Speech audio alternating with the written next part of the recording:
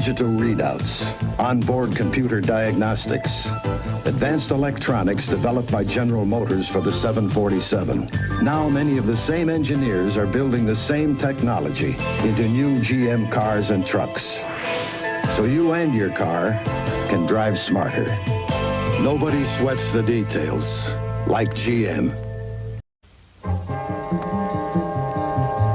Speed, safety, and comfort will be the keynotes of tomorrow's highways. A multicolored highway system may enable the motorist to reach his destination by following the correct color strip. The increased speed of tomorrow's automobile will demand that highway signs be larger and more simple to read, so that the motorist can anticipate his moves well in advance. Better visibility will be featured in new highway designs. As day dims into night, electric eyes automatically illuminate the way ahead. Radiant heat will keep the highway surfaces dry through rain, ice, and snow.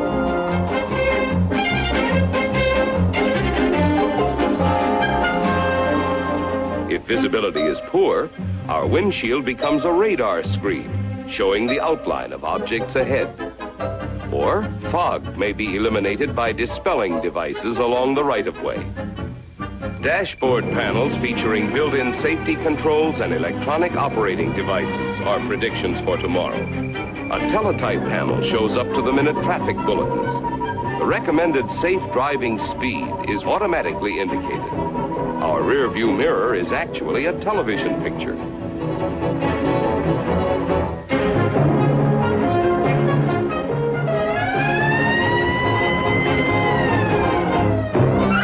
Airborne emergency units would combine police, fire, and ambulance services. Quick removal of disabled vehicles will reduce tie-ups. In one sweep, a giant road builder changes rough ground into a wide finished highway. Prefabricated bridges and overpasses move immediately into place. Combining new formulas of concrete with quick-setting ceramic materials, a mobile kill is supported by the bridge it builds. For tunneling through mountains, this atomic reactor applying incredible heat literally melts the hard rock as it makes molehills out of mountains.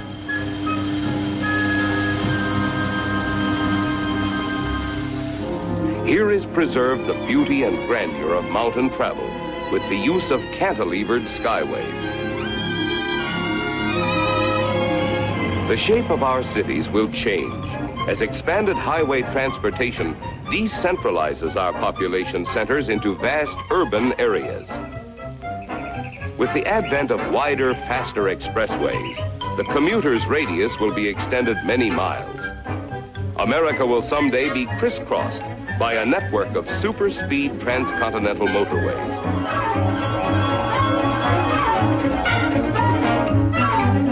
Tomorrow's living in spacious, well-planned communities will be closely integrated with the highway system.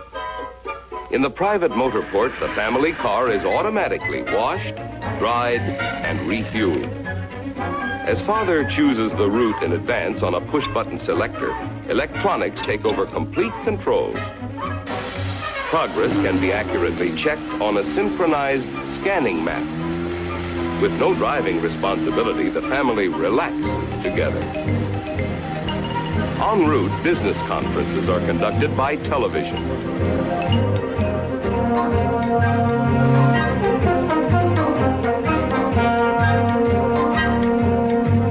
On entering the city, the family separates. Father to his office, mother and son to the shopping center.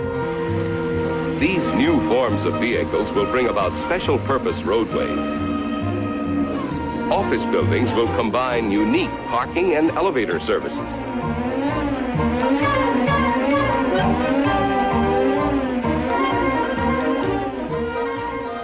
From his private parking space, father will probably have to walk to his desk.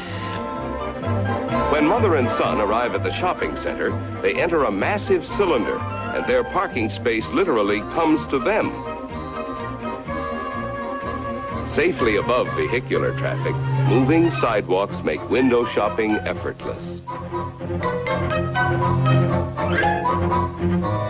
Escalator ramps carry office workers from level to level.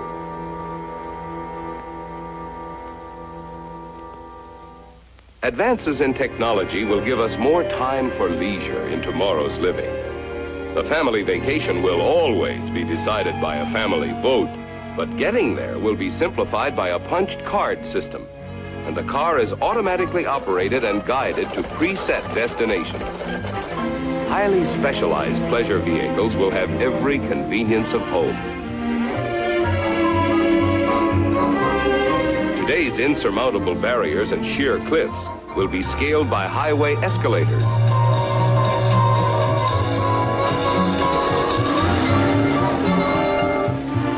One minute, our car is a highway vehicle.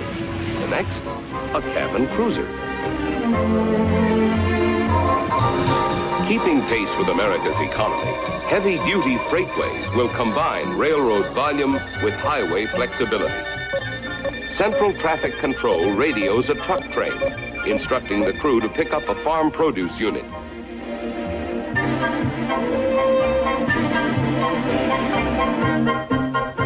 These non-stop farm-to-market freightways will bring remote agricultural areas to within minutes of metropolitan markets. At transfer points within the city, individual units automatically separate from the truck train for immediate delivery to shopping centers. Here they open up to become food dispensers.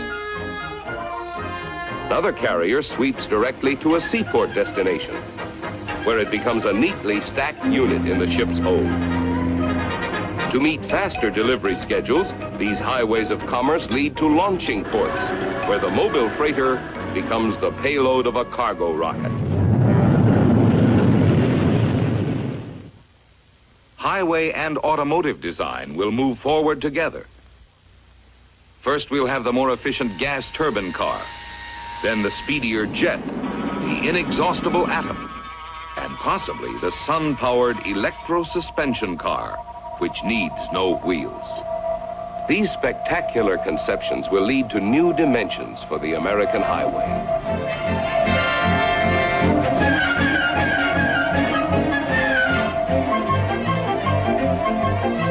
Such visionary ideas, which today seem sheer fantasy, will be commonplace to future generations.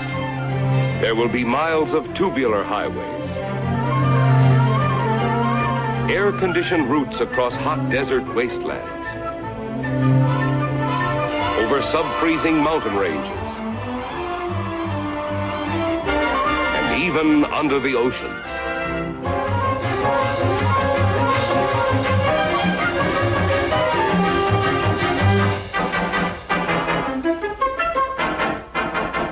These giant arteries will link together all nations and help create a better understanding among the peoples of the world. As in the past, the highway will continue to play a vital role in the progress of civilization. It will be our magic carpet to new hopes, new dreams, and a better way of life for the future.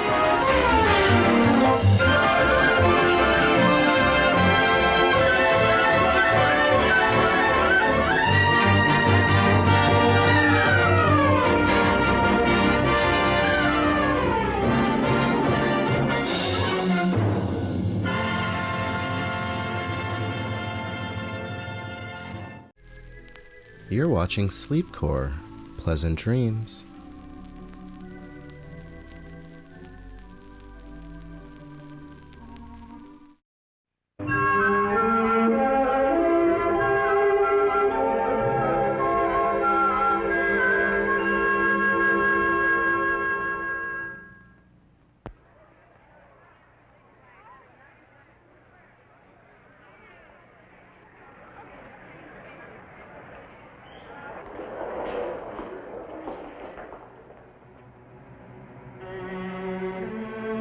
Welcome to Futurama 2. Welcome to a journey into the future. A journey for everyone today into the everywhere of tomorrow. Let us explore together the future. a future not of dreams, but of reality. It is now tomorrow. On the moon, there is no air to breathe, no rain to fall, no sound that can be heard. Yet here is man, exploring, building his first bridgehead in his span of space.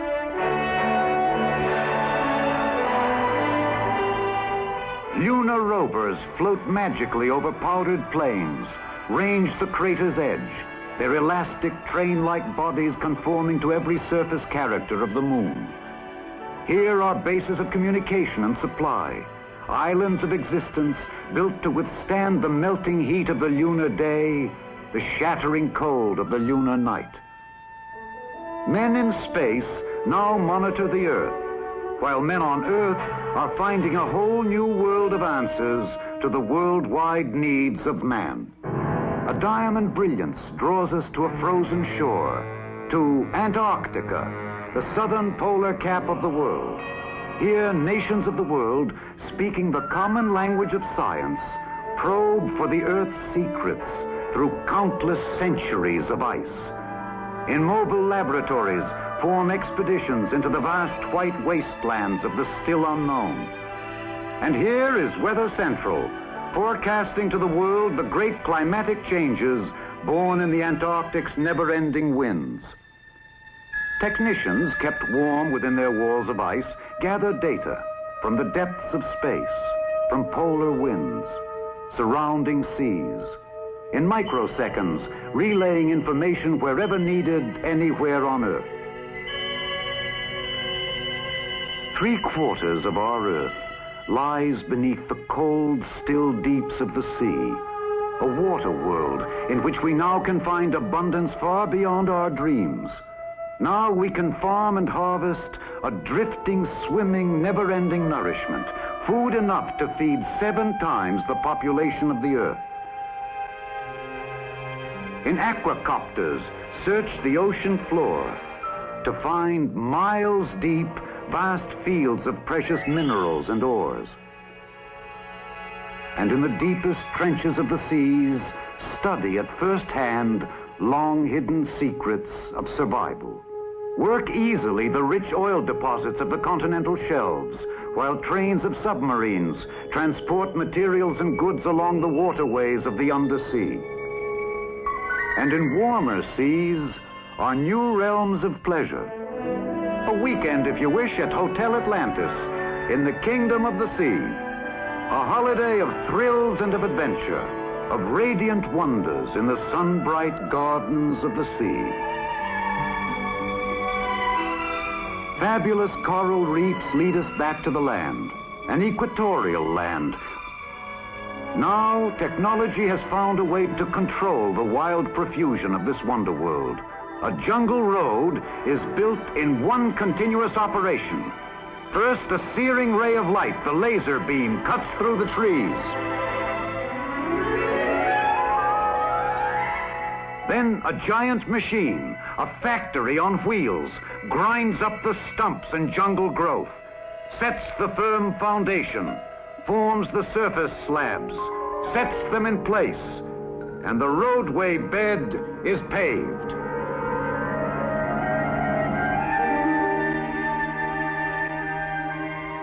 These forest highways now are bringing to the innermost depths of the tropic world the goods and materials of progress and prosperity, creating productive communities that can enter profitably the markets of the world,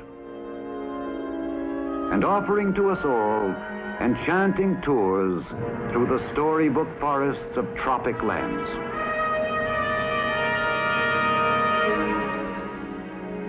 The mountain barrier, legendary challenge of man, now invites communal living in a world of awesome beauty. A new system of highways spans the continents to transport men and goods swiftly and separately across the land. And for our deserts, a new technology, waters from the sea made fresh as rain to nourish crops planted in the sand, produce from seed to shipment programmed and processed by a new agriculture, a science of plenty for an ever-growing world. People live today where they will. Neither terrain nor distance a deterrent to where the men of the city build their homes. All roads lead, as they have for centuries, to the great centers of commerce and communication, as the Continental Highway now leads us to the city of tomorrow. Plazas of urban living rise over freeways. Vehicles, electronically paced, travel routes remarkably safe, swift, and efficient. Towering terminals serve sections of the city, make public transportation more convenient, provide ample space for private cars, and from a lower level, covered moving walks radiate to shopping areas that are now truly marketplaces of the world. Its traditions and its faiths preserved, there is new beauty and new strength in the city of tomorrow. Technology can point the way to a future of limitless promise, but man must chart his own course into tomorrow, a course that frees the mind and the spirit as it improves the well-being of mankind. How about a beer, fellas? Great. George, what's the fuss, Gus? Beer. All around, y'all. Oh, change the pace, Grace. Something special then. Gotcha. Here comes the bull. Bull, the Schlitz malt liquor bull. When you wanna change your pace. Ooh, get yourself a big, bold taste. Nobody makes malt liquor like Schlitz. You're so right, Dwight. Put the bull where your beer is. Like Schlitz malt liquor bull. Ford introduces the new Futura. A dramatic combination of styling and technology for 1978 and beyond. Futura. Its striking design is the result of computer modeling and extensive aerodynamic testing. Its excellent fuel economy results in part from the use of lighter weight, high-strength metals in Futura's construction. And Futura's ride is the result of a newly created advanced front suspension system. Futura. In a world where cars are looking more and more alike, it represents a change. A dramatic combination of styling and technology from 1978 and beyond. Realistically priced for today. See your Ford dealer for a personal test drive. From the edge of time,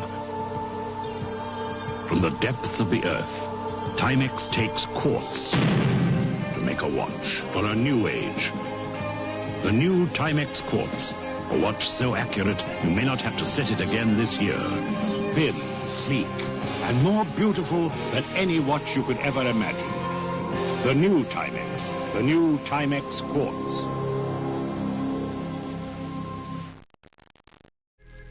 You're watching Sleepcore, media for insomnia.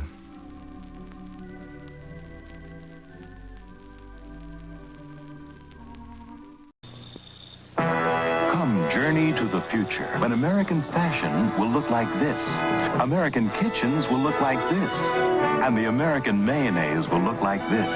Hellmann's Real Mayonnaise. Sure, some things may change, but the creamy, rich taste of Hellmann's will never go out of style. After all, it's been an American favorite since 1912. Hellmann's Real Mayonnaise. A great taste for 65 years, and still counting. Folks, meet my new helper. Denby Belvedere. Where's the leak? Where's the leak? Denby, be serious. Yes, boss. Now, Denby, for openers, you got to make sure the Belvedere customer is satisfied with good workmanship, good materials, good supervision, and good salesmanship. Is that clear? Yes, sir. But most important, the thing to remember is that for 30 years we've been saying we do good work. Right. We do good work. Call now. Tyler Reed, 7100. Good work, son. It just runs in the family. Tonight on Nightline 1985, three experts in the fields of economics, sports, and world affairs make some serious and not so serious predictions about the coming year. Finally, the new year is traditionally a time to wonder what the future will bring. Trouble is, of course, predicting the future is not that easy. And to prove the point, the Smithsonian Institution has set up a display at a Chicago museum.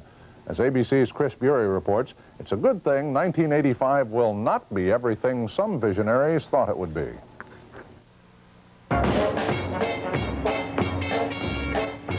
Half a century ago, Hollywood predicted this would be New York City in the 1980s, a tomorrow where anything was possible.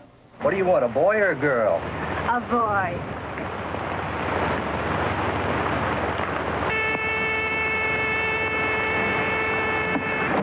Give me the good old days. Back in the good old days, experts predicted nearly everyone would be flying by now. You could pilot a personal gyrocopter, or fly in machines with one enormous wing, or even dozens of wings. And why not pull into Chuck's Flying Diner if you could afford the Frank of the future? In 1949, Moulton Taylor's Aero car was one vision actually getting off the ground. But his dream turned out to be the government's nightmare of overcrowded skies. When we went to Washington and said we're going to build 2,500 of these things, the people in Washington said, ah! No way. The Ford in your future was the Nucleon. In 1958, the company revealed this model of a nuclear-powered dream car with an atomic reactor only 6 feet from the back seat.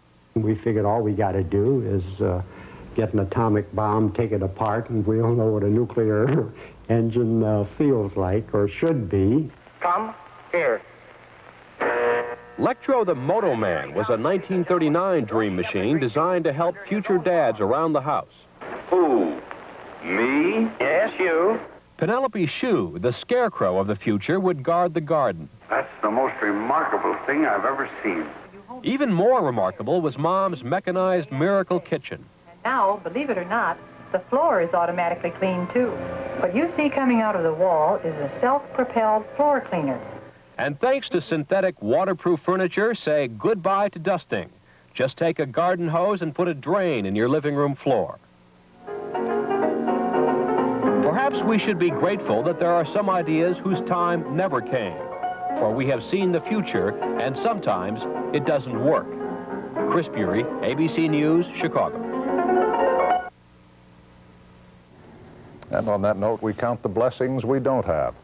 That's our report on World News Tonight. Peter Jennings will be back tomorrow. I'm Steve Bell. For everyone at ABC News, good night. The toys of tomorrow will be of every description, and so realistic, you can hardly tell them from the real thing. There will be comical animals like Mighty Mouse who can carry on a conversation or fly through the air with the greatest of ease. You'll find a lot more Wild West action at Fort Laramie. This famous headquarters is now fighting off a band of 30 Redskins, and it has all the equipment, including an operating cannon, to wage a realistic cowboy and Indian battle. More up to date will be this flying boxcar and combat team.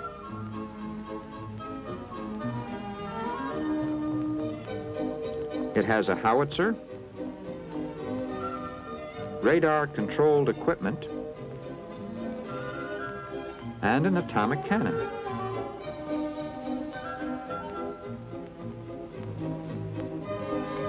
See this giant army transport with revolving propellers? Well, the exciting part of this toy is that within a few seconds, all the pieces can be put into the fuselage, ready to fly off to a new battlefield. Someday in the future, scientists will be firing satellites into space. And one of the new toys certainly will be a satellite launcher truck. The truck will have 4 flying saucers. They can be mounted onto a launching platform. Wind it. Aim it, press the control button, and off it goes into the stratosphere. Well, if not the stratosphere, for a distance of 75 feet anyway. Ideal's Sky Sweeper will be a modernistic anti-aircraft truck that plots the enemy with a secret searchlight. It's really a film projector. 6 different enemy targets can be screened on the wall, First, load your Nike rockets.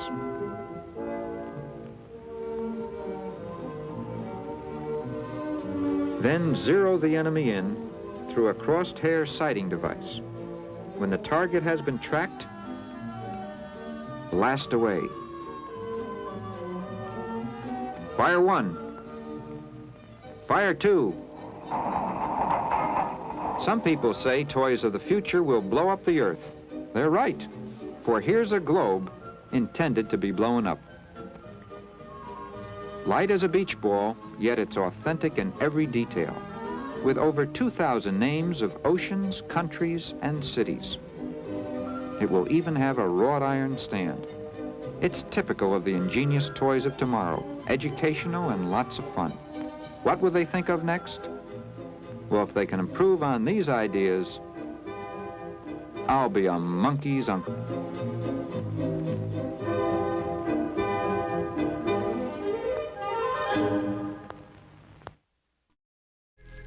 You're watching Sleep Core. Sleep tight.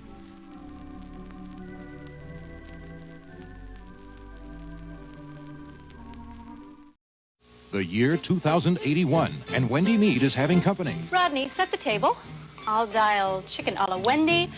And now, for a beautiful shine on this kitchen floor. Your robot again? Nope, my mop and glow. Mop and glow. Mop and glow. There's no quicker, easier way. Just squirt it on and damp mop. Mop and glow cleans and shines at the same time. Beautiful. And it was so easy. Honey, mop and glow is still the easy way to a beautiful floor. You asked for it, you got it. The car of the 80s is here. The new Toyota Celica Liftback, a car which meets or exceeds all 1980 federal fuel economy and safety standards. An aerodynamic work of art with the best Toyota engineering features of our time. A durable car built to last the trip to your tomorrow. The new Celica Liftback, the car of the 80s. You asked for it, you got it, Toyota. Future Shop Update with Don and Jaylene. The smoke is settling on the electronics pricing war, and emerging victorious is the Future Shop's guarantee of lowest prices or the difference refunded. Celebrations have begun. Now that victory is at hand, the Future Shop continues to offer stereos, VCRs, and computers at the prices that won the war. And it's now obvious that the Future Shop is your total entertainment center for selection and low prices. The Future Shop, Vancouver, Richmond, and now in Coquitlam, Pine Tree Village, Barnet. Or cars with sensing probes that follow the road with no help from the driver. Cars without steering wheels. Cars without transmissions.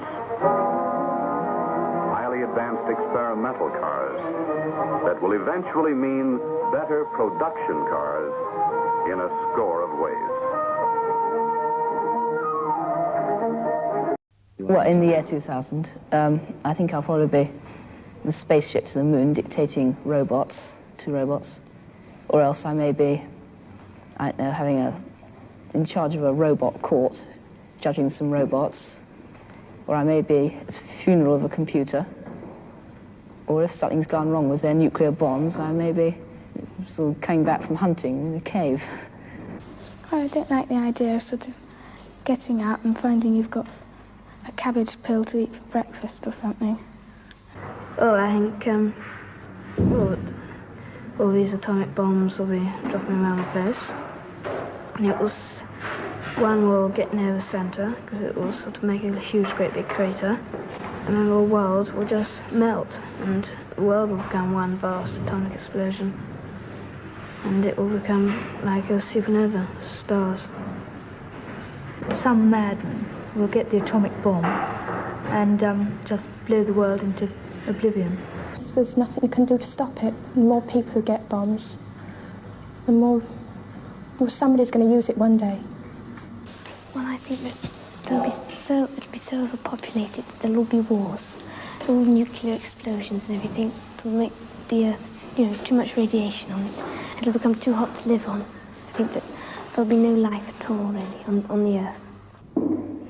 I don't think there is going to be atomic warfare, but I think that there is going to be all this automation. People are going to be out of work and a great population, and I think something has to be done about it. If I wasn't a biologist, that's what I'd like to do. to do something about the population problem. Try and sort of temper it somehow. I don't know how. I think it'll be very dull, and people would all be squashed together so much there won't be any fun or anything. And people will be rationed to the amount of things they can have, because if they had too many things, it would just squash their houses, and there just wouldn't be room for them. I think it'll be people will be regarded more as statistics than as actual people. I don't think it's going to be so nice. I think sort of all machines everywhere, everyone doing everything for you. You know, you'll get all bored, and I don't think it'll be so nice. I think it's going to be very boring, and everything will be the same. I mean, people will be the same, and things will be the same. First of all, there's computers are taking over now. Computers and automation. And in the year 2000, there just won't be enough jobs to go around, and the only jobs there will be for people with high HQ, you know, high IQ, who can work computers and such things. And other people are just not going to have jobs. There just aren't going to be jobs for them to have. I expect they will set aside parts of the country solely for recreation and have large blocks of built-up areas. And I think these are going to be very ugly indeed, probably. No, I don't think I'll still be on Earth. I think I'll be under the sea. I think the population will have gone up so much that either everyone will be living in sort of big domes on the Sahara, or they'll be under the sea. There'll be so many people that they'll have to have an overflow into the sea. And so there'll be houses underneath the sea and houses above the sea. They're not going to have so many square houses, you know, more curves and artistic designs instead of just sort of boxes like they've got nowadays. People wouldn't be able to live in ordinary houses because that would take up too much room. It'd have to be in flats, piled on top of one another, like that.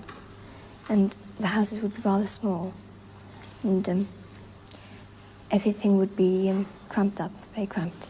Animals as they have here, sheep and cows and livestock, but they'll be kept in batteries. They won't be allowed to graze on pastures. They'll be kept in buildings all together, all in one big building and artificially reared, so they'll yield a larger, be bigger and give more food. All the Sputniks and everything that are going up sort of interferes with the weather, and I think the sea may rise and will sort of cover some of England, and there'll be just islands left from like only the Highlands in Scotland and some of the big hills in England and Wales. I don't think all England will be wiped out because some of it will be too high. I think the sea will rise to about 300 to 600 feet. It might freeze because the sun, I think, will probably burn out. And there's an ice cap coming down from the North Pole. I think it'll cover the Earth. It might have another ice age. And I don't think there's anything to be frightened of, and a lot of people think it's going to explode, but I'm certain it won't. I think it'll be much more efficient, because there'll be more cures for the diseases, and not so many people will get sick. And the black people, you know, won't be sort of separate. They'll be all mixed in with the white people. And, you know, the poor people and rich people will become the same. Well, they will be poor and richer, but they won't sort of look down on each other. I'm not looking forward to living in that year, about 50 years' time. I mean, the world seems to be in such a terrible state now, let alone in 50 years' time.